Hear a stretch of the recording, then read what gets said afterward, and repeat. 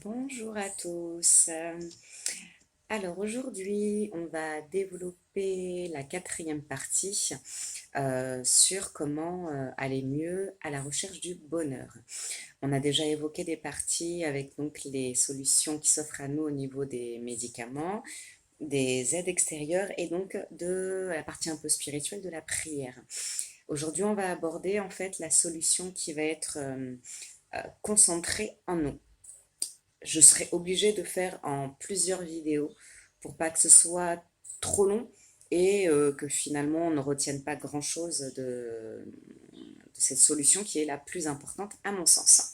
Alors, euh, à savoir quand on est mal, quand on n'est pas bien, quand je dis la vraie solution, elle vient de vous, c'est parce que je suis persuadée qu'en vous, vous avez toutes les réponses. Mais il y a un gros nuage, un gros brouillard, un voile épais, quelque chose d'assez opaque qui vous empêche de voir que la solution, elle est en vous. Pourquoi? Parce que déjà, il faut savoir qu'on a tous, on va le faire de façon imaginaire, derrière un sac. Euh, et dans ce sac, tout au long de notre vie, on y met des galets, des cailloux, et d'année en année, mais ça se rajoute. Donc si on cherche à aller mieux, nous, on va déjà aller s'alléger, enlever certains cailloux pour pouvoir déjà être plus en phase avec ce que je vais vous expliquer, la méthode qui va vous faire aller mieux. Mais déjà, on va souffler. Voilà. Alors, c'est important de se délester d'un certain nombre de choses. Et là, je vais parler en fait des croyances. Les croyances, il y en a donc de deux catégories. Vous avez les croyances cognitives qu'on va appeler donc négatives et les croyances cognitives qu'on va appeler donc positives. Croyances cognitives, en fait, c'est l'ensemble des expériences qu'on a vécues. Et comme je vous disais, c'est un peu le but de l'âme. On est là pour faire des expériences et notre vie, elle est comme ça. Voilà. Mais il est temps, aujourd'hui, d'aller enlever certains galets. Ces croyances, elles sont souvent amenées par l'extérieur, depuis la plus tendre enfance. C'est bête, mais on a la capacité d'enregistrer certaines choses depuis la plus tendre enfance dans nos cellules. Euh, Par rapport à nos parents. Qu'est-ce que mes parents ont pensé de moi? Est-ce qu'ils ont été fiers de moi? Quel regard avaient-ils sur moi? Ça, c'est très important, c'est la base.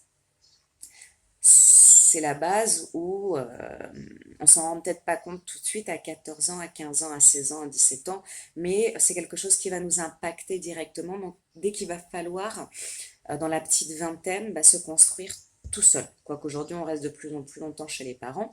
Mais quand on est après donc confronté à devenir un adulte, en fait, tout ça est enregistré à l'intérieur de nous et on va faire avec. Voilà. Je ne porte pas de jugement sur les parents, je suis parent moi-même, il n'y a pas de livre pour être parent, mais sans s'en rendre compte, souvent on laisse des empreintes indélébiles sur nos enfants. Donc il n'y a pas de bons ou de mauvais parents. Je dis souvent qu'il il y a beaucoup de parents qui font le maximum avec le minimum.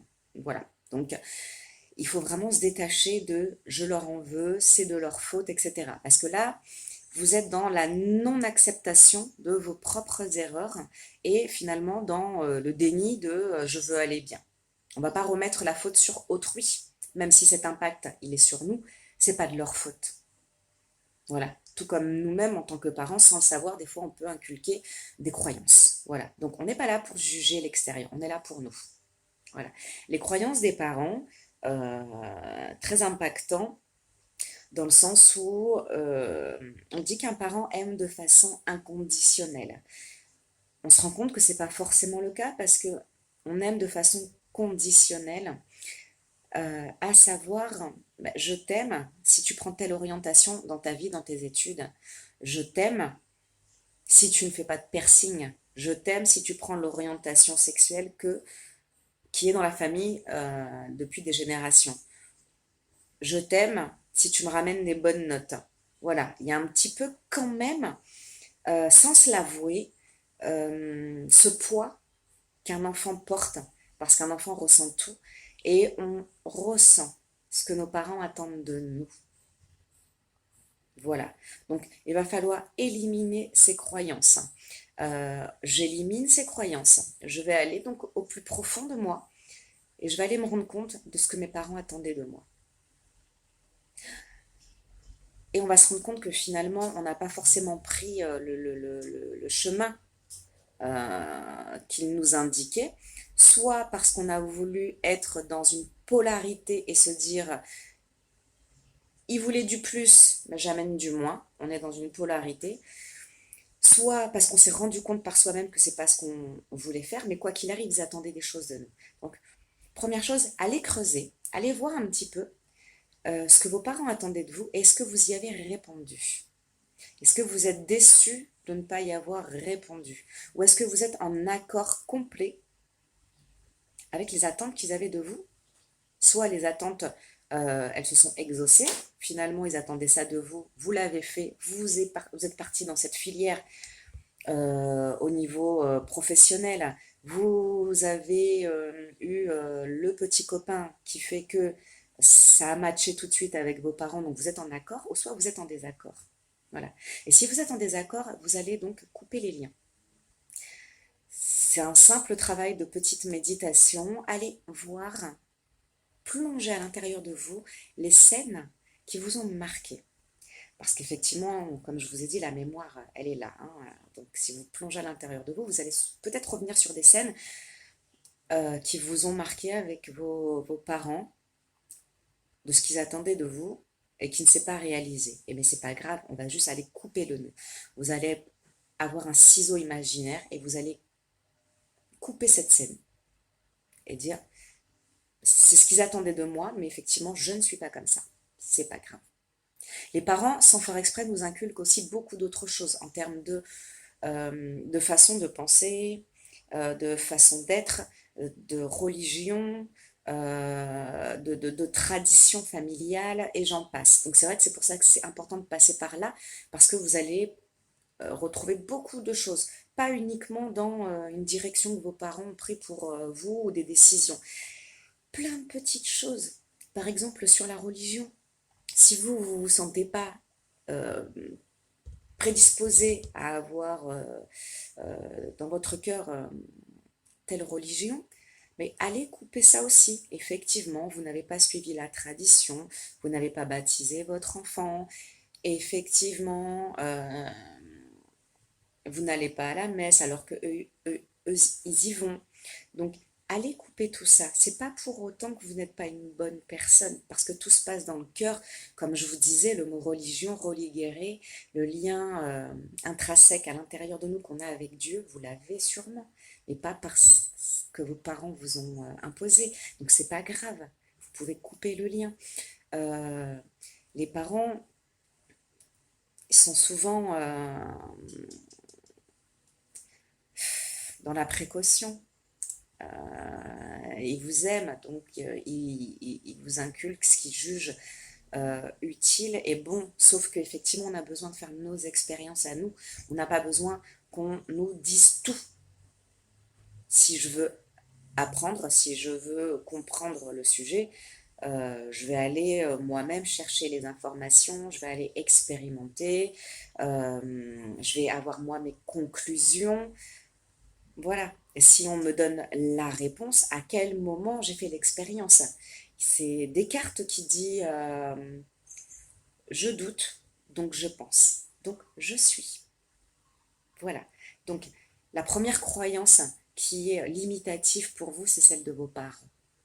Donc essayez de faire un petit travail là-dessus euh, pour essayer de vous libérer. Et vous allez enlever des galets de votre sac. Et vous allez vous dire, mais oui, en fait, je suis. Je doute de ce qu'ils m'ont transmis, j'en ai le droit. Comme j'ai douté, ça m'a permis de penser. Et comme je pense, eh bien je suis. Voilà. On en vient à l'identité. Vous allez donc vous reforger une identité. Une fois les croyances limitatives parties, il va rester vous. Qui qui je suis. Je parle pas d'identité conceptuelle, de l'identité un petit peu de la filiation, des origines. Quoique, je fais juste une aparté là-dessus. Pour certaines personnes, c'est très très très important. Et elles s'empoisonnent la vie aujourd'hui parce qu'elles n'ont pas trop connaissance de ce qui s'est passé dans leur famille, de qui est le véritable papa, du grand-père, de la filiation, de l'arbre généalogique. Je fais juste une parenthèse là-dessus, et il y en a beaucoup en fait que ça travaille et qui ne peuvent pas aujourd'hui avancer dans leur vie sous prétexte qu'ils ne savent pas d'où ils viennent au niveau de la génétique. J'ai envie de vous dire, c'est pas très important. C'est pas très important parce qu'à l'heure d'aujourd'hui, vous êtes. Donc d'où je viens, quel est ce secret de famille? Mon grand-père en vérité n'est pas mon grand-père. Ma mère a une liaison, donc ma sœur n'est pas ma sœur. Enfin, on n'est pas là pour aborder ce sujet-là, mais je vous en supplie, partez pas dans ces expiations-là, parce que il va falloir se concentrer sur vous, dans votre bulle à vous. Et je sais que c'est important pour certaines personnes, parce que je l'ai encore entendu, et qui se disent que finalement, je ne peux pas avancer tant que je ne sais pas. Mais quel est le problème? Aujourd'hui, on vous a donné la vie, vous avez une mission à accomplir sur Terre, qu'elle soit très grande ou très petite, il y en a une, concentrez-vous là-dessus. C'est pas la peine de se concentrer sur ce qui s'est passé ou pas passé avant. C'est un petit peu comme la connaissance. Euh, il y a de tout, mais tout n'est pas utile. C'est comme j'expliquais à mon fils, je vais au supermarché, j'ai ma petite liste, il y a de tout au supermarché, mais tout ne m'est pas utile. Donc tout n'est pas bon à savoir. À partir du moment où ça m'empêche d'avancer moi, et je me rends compte que j'ai ce poids dans le cœur de ne pas savoir d'où je viens, ben next, je le bazarde. J'en ai pas besoin pour aller mieux. C'est ce que je pense. Voilà. Donc voilà, au lieu de rechercher l'espèce d'identité généalogique, de la carte d'identité, cherchez à savoir votre identité là, aujourd'hui, vous. Voilà, qu'est-ce que vous êtes. Donc, j'enlève les croyances de mes parents et je redeviens un être. Voilà, à part entière. Voilà. Et aujourd'hui, qui je suis. Voilà. Qui je suis, ça va aller faire creuser un petit peu dans les abysses de l'âme, parce que on n'est pas forcément tous des mères Teresa. Et quand je dis ça, c'est parce qu'il va falloir aller fouiller un peu dans les travers de notre cœur. Et il y a des choses pas forcément agréables qui vont remonter de notre tempérament, de notre caractère, des choses auxquelles on n'est plus en accord avec ce qu'on a fait auparavant. Mais c'est pas grave, ça fait partie de nous. Ça fait partie de l'expérience. Voilà. Donc il ne faut pas aller se rendre coupable de fautes, se bourrer de regrets de ce qu'on a fait, de mauvaises actions ou quoi que ce soit. C'est pas grave ça, parce que ça fait vraiment partie de votre être. Et aujourd'hui, il faut bien comprendre qu'on est, nous tous, avec deux polarités. Voilà, aujourd'hui, c'est un petit peu le mot que je vais ressortir avec ce positif, ce négatif. C'est l'élément essentiel du magnétisme et de comment fonctionne l'univers, la gravité, le magnétisme. C'est toute une histoire de polarité. Donc on peut être tombé dans un côté sombre fut un temps et dans un côté un peu plus lumineux aujourd'hui. Ben, c'est pas grave, le tout c'est de trouver un équilibre entre les deux. Voilà. Donc si je veux aller mieux, je vais devoir être honnête et sincère avec moi-même. Voilà. Fut un temps, j'étais peut-être un petit peu menteuse. Mais pourquoi j'ai été menteuse? Parce que peut-être qu'on m'a pas laissé le choix. On m'a tellement emprisonnée on m'a tellement coupé les ailes que j'étais obligée de mentir pour pouvoir, moi, m'établir, pour pouvoir faire ce que j'avais envie. Le problème est résolu. Je suis en accord et j'ai accepté ça. C'est pas grave. J'ai été un peu voleuse. Et peut-être qu'avant, j'étais dans le besoin. Et c'est pas grave. Je l'ai fait, c'est passé. Voilà. Peut-être que j'avais un problème d'achat compulsif qui cachait autre chose à l'intérieur qui n'allait pas bien. Peut-être qu'avant j'étais un peu, comment dire ça, dans les commérages. Voilà. J'étais un peu envieuse, donc je parlais à tort et à travers et ça pouvait causer de la peine. Là encore, c'est parce que j'étais pas en accord avec moi-même. C'est-à-dire que si je suis envieuse, c'est parce que je ne me rends pas compte de la chance que j'ai d'être ce que je suis. Donc j'ai l'impression que l'extérieur ou la personne en face de moi ou les autres sont mieux que moi, donc je suis envieuse. Voilà. Donc vous allez être confronté à pas mal de petites choses qui vont remonter, mais ne vous jugez pas, soyez vraiment bienveillant avec vous-même parce que tout le monde passe par là. Il n'y a pas de problème avec ça. Voilà. Une fois que on a fait remonter un certain nombre de choses qui sont des fois pas forcément positives, ben, qu'est-ce qui reste? Il reste l'autre polarité, à savoir qu'est-ce que j'ai fait de bien dans ma vie. Là, je peux vous dire qu'on est en train vraiment d'alléger le sac, hein, parce que sans le savoir, on est en train d'accepter qui on est. Et du coup, on se fait plus de mal, parce qu'on est OK avec... Je suis OK avec qui je suis. Trouver des choses positives sur soi, c'est partir dans le principe de la fierté. Je ne parle pas de la fierté égotique, celle qui est un petit peu matérialiste. Je parle de la fierté. Et souvent, quand on n'est pas bien, on a besoin de rehausser son niveau de fierté, d'être en confiance avec nous-mêmes. Et là, on va faire remonter des choses et on va s'apercevoir qu'il y a beaucoup, beaucoup de choses qu'on a fait de bien pour les autres ou pour nous-mêmes. Notez sur un papier si vous voulez. Vous allez voir. Dans une colonne, vous allez mettre tous les travers un petit peu par lesquels vous êtes passé, et de l'autre côté, vous allez mettre ce dont vous êtes fier. Mais vous allez voir que si on a autant dans l'un ou dans l'autre, c'est que votre polarité, elle est parfaite, c'est que quelque part, vous êtes équilibré. Si vous avez que des choses dont vous êtes fier, là, on part un peu dans l'ego, par contre. Si vous avez des choses dont vous n'êtes pas fier, il va manquer quelque chose et la polarité elle n'est pas bonne, donc donnez-vous les moyens de faire des choses dont vous allez être fier, pas forcément aller porter le sac de course de la voisine, mais des choses que vous allez faire pour vous-même. Déjà, si vous regardez la vidéo, soyez fiers de vous, c'est que vous avez décidé d'aller bien. Il y en a tellement qui sont pas bien et qui continuent de se plaindre. Alors ça, je comprends pas. Moi, j'ai déjà été mal dans ma vie. Je me plaignais, mais à moi-même. Voilà. Je n'étais pas systématiquement en train de me plaindre avec les autres. Donc, stop. Là, vous êtes dans le bon chemin. Vous voulez aller mieux. Donc, c'est déjà quelque chose que vous pouvez noter dans le côté positif. Et faites cet exercice et vous allez voir que vous êtes tout à fait équilibré et que vous êtes une personne normale finalement. Et de se dire je vais pas bien, je suis dans la dépression, je suis constamment dans un mal-être. Eh ben non, finalement j'ai fait tout ça de bien dans ma vie. Ça rehausse la fierté. Qu'est-ce qu'on peut aller trouver dans j'ai fait de bien? Je sais pas si vous faites bien la cuisine.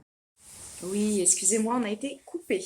Oui, donc je vous disais, si vous avez des talents de cuisinière, mais ça, mettez-le dans le positif. Il y a beaucoup de choses en fait hein, que vous allez donc vous rendre compte du mauvais comme finalement de ce qu'il y a de bon en vous. Et ça va vous donner un regain d'énergie, vous allez reprendre confiance en vous parce que cette identité, elle est très très importante. Attention aussi de ne pas se polluer par rapport à des croyances qu'on a par rapport aux autres. Aux autres, ça peut être des relations amoureuses qu'on a eues, où on a entendu toute façon, t'es qu'une bonne à rien, ou ça, tu sauras pas le faire, ou mon ex était... Voilà, ça fait partie aussi de ce genre de croyances. Il y a, ok, il y a les parents, mais il y a toutes les relations, en fait, qui sont trop toxiques et qui vous rabaissent. On est là aujourd'hui pour retrouver, en fait, votre identité et qui vous êtes. C'est pour ça qu'on se débarrasse de certaines croyances, pour arriver à l'ultime, à la vérité. La vérité, c'est ce que vous êtes vous, que vous avez peut-être oublié, mais vous êtes quelqu'un de merveilleux. On est tous uniques, on a tous un ADN différent. Donc c'est que quelque part, si vous êtes là, c'est que vous en valez la peine. Voilà ce que je voulais vous dire un petit peu sur les croyances qui nous poussent vers le bas, qui sont pas forcément là pour nous aider. Et en plus, on est aussi dans des croyances, euh, donc des parents, des personnes extérieures et aussi de tout ce qui nous environne sur comment on doit être aujourd'hui par rapport aux médias, par rapport à certaines téléréalités, par rapport à des magazines de mode. Il n'y a pas de, de normalité en fait. Vous êtes qui vous êtes et soyez-en fiers. Et je peux vous assurer que quand vous aurez compris qui vous êtes, bah, vous vous sentirez mieux. Parce que avant tout, il faut que vous vous respectiez. Et se respecter, c'est de se rendre compte de qui on est. Et quand vous allez vous respecter, bah, vous allez vous rendre compte que les autres doivent vous respecter. Et vous ne laisserez plus des croyances venir s'imposer dans vos petites cellules. Donc ça, c'est très très important pour faire ce travail intérieur sur ce système de croyances.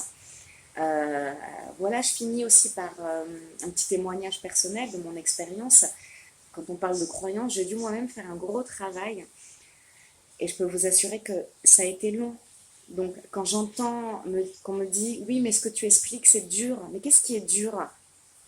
C'est d'avoir la vérité en pleine face, euh, de prendre un peu de temps, c'est-à-dire 20 minutes par jour pour faire ce travail et pour d'aller mieux, ça c'est dur. Ou votre condition actuelle, d'être dans un mal-être, d'être dans un conditionnement qui ne vous convient pas, ça c'est pas dur. Voilà. Donc moi, mon témoignage personnel, il est effectivement, j'étais bourrée de croyances. J'ai dû me dégager de tout ça. Ça a mis un certain temps. Je viens d'une culture où c'est assez ethnique, donc il y a beaucoup de traditions, de religions, de croyances qui sont inculquées que moi-même j'avais pris sur moi par des choses bêtes, hein, par exemple, peut-être vous aussi, des superstitions. Donc il a fallu que je me dégage aussi de certaines choses parce que je croyais à des superstitions. Donc j'ai dû me dégager de ça en me disant non, tu es le maître de toi-même. Et c'est pas une superstition qui fait que ça va déterminer comment tu es et le cours de ta vie. J'ai dû me débarrasser de choses qu'on m'a dit petite. Petite, moi, on est une tribu de cousins et de cousines. Et j'étais, entre guillemets, le vilain petit canard. À savoir, bah, j'étais un peu obèse, j'étais grosse. Euh, J'étais pas dans les normes, on va dire, physiquement. J'avais les cheveux trop frisés, j'étais un peu trop grosse, j'étais un peu trop timide. Beaucoup de choses comme ça, en fait, que j'ai dû m'enlever de ma tête. Quand on entend non, mais n'en prends pas une deuxième fois, t'as assez mangé, ou oh, tes cheveux sont trop frisés, oh, ta couleur de peau, tu es trop pâle. Donc j'ai dû aller me dégager de toutes ces choses-là, de tout ce que j'avais entendu. J'ai dû remonter ces scènes et enlever tout ça. Voilà. Moi, je suis issue de parents qui sont fonctionnaires, tous les deux. Et j'ai choisi une carrière qui était commerciale. Donc, j'ai dû aller me dégager, en fait, moi, de tout ce que j'ai entendu chez mes parents. À savoir, bah, plus tu payes d'impôts, ça veut dire que ta vie sera heureuse. Parce que il faut dire oui à tout. Fonctionnaire, c'est des postes où on est sur des postes exécutifs et pas dans le créatif. Là où on peut se concrétiser en ayant des ailes. Quand on est fonctionnaire, on a un poste, on fait ce qu'on nous dit. Et donc, du coup, j'ai eu cette éducation à la maison. Mais quand j'ai choisi ma carrière, je me suis lancée, j'ai fait une école de commerce, je me suis lancée dans l'immobilier. Mais ça n'allait pas du tout avec mon tempérament parce que je n'avais pas été éduquée comme ça. Donc, j'ai dû me débarrasser des croyances et de me dire, effectivement, peut-être que je suis quelqu'un qui qui est challengeuse. Je peux le faire, je peux aller au-delà de mes limites, mais ça, je n'avais pas appris. Donc j'ai dû me débarrasser aussi de ces croyances-là. Juste l'anecdote sur cette histoire d'immobilier. La première chose, j'avais été donc dans ces grands forums de conseillers d'orientation des étudiants. Et une nana du Pôle emploi m'a dit carrément, mais non, mais ne faites pas ça, parce que vous êtes payé à la commission, parce qu'il faut à chaque fois se dépasser, parce que si un jour vous n'avez pas assez travaillé, donc vous n'avez pas de salaire, bah oui, mais moi j'ai dépassé tout ça. Et à aucun moment, j'ai fait de l'immobilier pendant 8 ans, ça m'est jamais arrivé de ne pas avoir de salaire. Donc, et si j'écoutais cette personne du Pôle emploi, ou si j'écoutais mes parents qui me disaient que c'était trop risqué, ben, j'aurais rien fait de ma vie, j'aurais pas vécu cette belle expérience. Donc, moi aussi, j'ai dû aller enlever pas mal de croyances. Et ça a été quand même pour moi libérateur. Voilà, c'est juste tout le mal que je vous souhaite. Euh, voilà, j'ai pu remarquer dans toutes mes vidéos que je disais beaucoup de donc je vais essayer la prochaine fois de moins le faire, je vais travailler là-dessus, parce que pour moi, faire ces vidéos-là aussi, c'est un challenge. Je ne me suis pas levée un matin et je me suis dit, allez, je vais donner des conseils aux gens. Non, c'est une inspiration. Et j'ai un gros problème avec tout ce qui dit technique, multimédia, réseaux sociaux. Je ne sais pas, ma tasse de thé. Me voir aujourd'hui à l'image, c'est compliqué pour moi aussi. Euh, mais bon, ben, je le fais. Mais je le fais pourquoi? Parce que j'ai éliminé des croyances en moi. Je suis pas quelqu'un qui a un niveau de fierté très élevé. J'ai eu souvent tendance à me rabaisser, à penser que ce qui est à de mieux chez moi, finalement, c'est mes copines. C'est pas moi. Enfin, voilà. Mais c'est un challenge que je me suis lancé. Mais je l'ai fait. Et moi, je vous invite à faire ce travail intérieur, à, à contrebalancer en fait cette polarité et de se rendre compte qu'en vérité, vous êtes quelqu'un de merveilleux et que votre polarité, donc elle est parfaite, c'est juste qu'elle est en sommeil. C'est tout. Voilà. Donc, soyez bienveillant avec vous-même, allez chercher le meilleur au fond de vous-même. On est tous passés par des mauvaises périodes. Et aujourd'hui, regardez, moi, j'ai le sourire. Vous apprendrez à me connaître. J'ai vécu des choses pas très drôles dans ma vie, dernièrement encore. Quand le sujet sera lancé, j'en parlerai. On va parler de notion de deuil. Je ne vais pas plomber ma vidéo parce qu'on est là plutôt pour rehausser le niveau de joie. Mais vraiment, tout est possible. Vraiment, vraiment. Que vous y ayez 15 ans et que vous vous sentiez mal dans votre peau, que vous ayez 20 ans et que vous vous sentiez complètement largué dans ce monde-là qui ne vous correspond pas, que vous soyez dans la quarantaine et que vous êtes marié avec des enfants et que votre vie vous correspond pas et que vous ne trouvez pas votre harmonie familiale. Il n'y a pas d'âge pour être à la recherche du bonheur, il n'y a pas d'âge pour le trouver, il n'y a pas d'âge pour rectifier. Moi, je vous invite à faire tout ça. Voilà, là je pars dans un élan de joie, mais en tout cas j'espère qu'il sera communicatif. Soyez bienveillant avec vous-même, ne vous jugez pas trop sévèrement. N'oubliez pas que chaque chose que vous faites dans votre vie est une expérience. Chaque moment que vous avez eu dans votre vie, moment, c'est quoi? Ça peut être des situations amoureuses, ça peut être des jobs que vous avez eus, ça peut être des phases de solitude qui finalement vous avez appris beaucoup de choses de ça. Voilà, on a plusieurs vies dans une seule vie.